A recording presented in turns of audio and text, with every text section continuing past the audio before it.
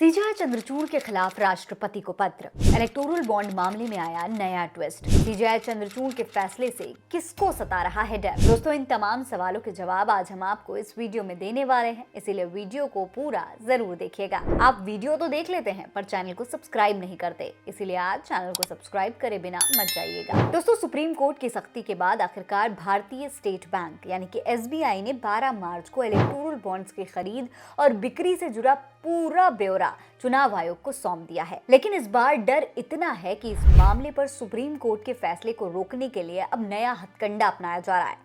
अब सीजेआई चंद्रचूड़ के फैसले को रोकने के लिए बार एसोसिएशन ने राष्ट्रपति को पत्र लिख दिया है। दोस्तों, एसबीआई ने डेटा न देने के तमाम बहाने बनाए, वेबसाइट से इलेक्टोरल बॉन्ड का डेटा डिलीट किया, डेटा जमा करने के लिए 3 महीने का वक्त भी मांग लिया। लेकिन जब सुप्रीम कोर्ट ने एसबीआई बैंक के कान मरोड़े तो 24 घंटे में ही सुप्रीम कोर्ट में इलेक्टोरल बॉन्ड के चोर दरवाजे से चंदा लेने वालों और चंदा देने वालों की लिस्ट सुप्रीम कोर्ट में जमा कर दी गई। दोस्तों, सुप्रीम कोर्ट ने 15 फरवरी को इलेक्टोरल बॉन्ड को असंवैधानिक करार दिया और ये भी कहा था कि 6 मार्च तक आप पूरा डेटा दीजिए। लेकिन अपनी डेडलाइन से 2 दिन पहले ही यानी 4 मार्च को एसबीआई सुप्रीम कोर्ट पहुंच गया और एक और बहाना बना दिया। कहा कि काम बहुत ज्यादा है, 30 जून तक का समय दे दीजिए।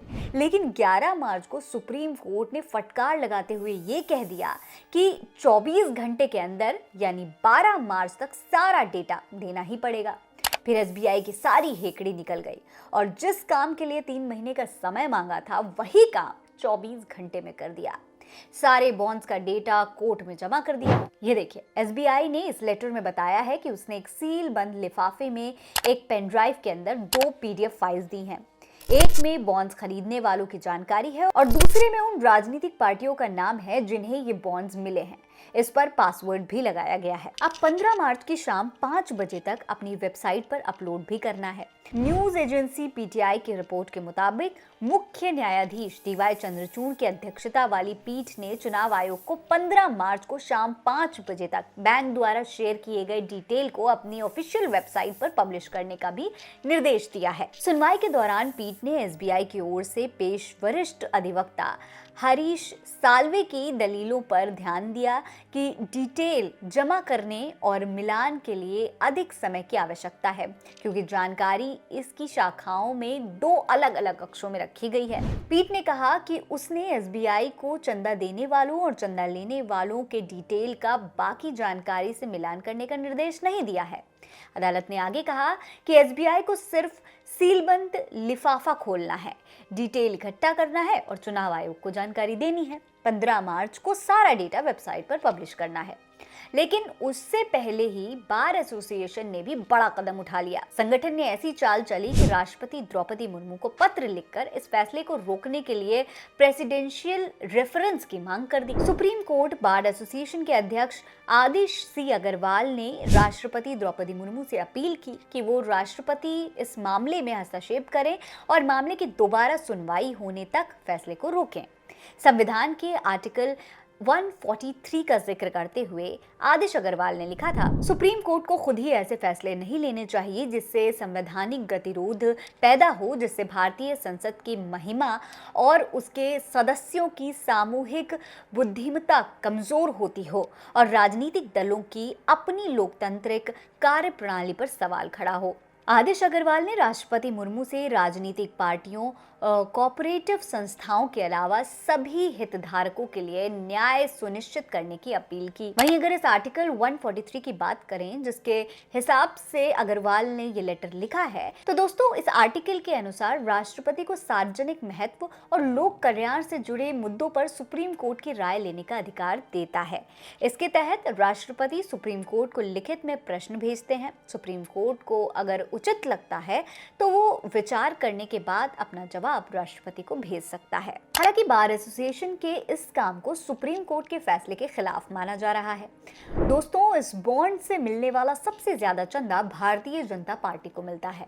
बीजेपी ने सबसे ज्यादा 6000 करोड़ का चंदा लिया है। दूसरे नंबर पर कांग्रेस है जिसे 1100 करोड़ का चंदा मिला है। बंगाल में टीएमसी को 1092 करोड़ का चंदा मिला है। सरकार बनने के बाद उन्हीं उद्योगपतियों को सरकारी ठेके पट्टे पर देना शुरू कर दिए जाते हैं। इस नेक्सस को सुप्रीम कोर्ट ने 15 फरवरी को तोड़ तो दिया, इलेक्टोरल बॉन्ड को बैन भी कर दिया। लेकिन इस नेक्सस में कौन कौन शामिल था, किसने पैसे दिए, किसने लिए, सुप्रीम कोर्ट ने इलेक्टोरल बॉन्ड पर रोक लगाने के साथ सारी जानकारी इसलिए मांगी थी ताकि इन राजनीतिक पार्टियों के काम करने के तरीके में थोड़ी सी पारदर्शिता आ सके।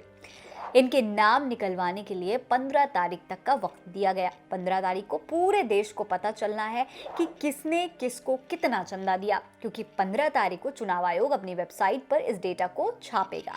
लेकिन उससे भी रोकने की कोशिश की जा रही है, डायरेक्ट राष्ट्रपति से फैसला रुकवाने की डिमांड करके। दरअसल अब सुप्रीम कोर्ट बार एसोसिएशन ने खुद को उस पत्र से अलग कर लिया है। साथ ही साथ इस पत्र की निंदा भी की है। SCBA की तरफ से कहा गया है, सुप्रीम कोर्ट बार एसोसिएशन की कार्रवाई समिति के सदस्यों ने अध्यक्ष आदेश अग्रवाल को ऐसा कोई भी पत्र लिखने का अधिकार नहीं दिया है। ये पत्र ऑल इंडिया बार एसोसिएशन के लेटर हेड पर लिखा गया और आदेश अग्रवाल ने इसे अपनी व्यक्तिगत क्षमता में लिखा।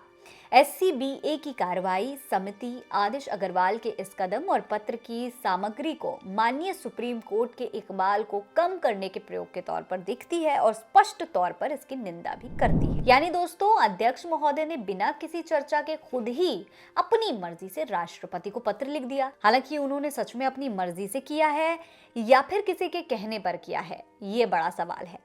खैर, जो भी हो, सुप्रीम कोर्ट की सख्ती काम आ रही है। अगर इलेक्टोरल बॉन्ड का डेटा सार्वजनिक हो जाता है तो सबको पता चल जाएगा कि किसने किसको कितना चंदा दिया है। सबसे ज्यादा चंदा लेने वाली भाजपा के सर पर किस उद्योगपति का हाथ है और इन सभी राजनीतिक पार्टियों का असली सेठ कौन है। आज की इस वीडियो में बस इतना ही। ऐसी ही और तमाम दिलचस्प खबरें देखने के लिए आप द खबरदार को सब्सक्राइब कर लीजिए। नमस्कार।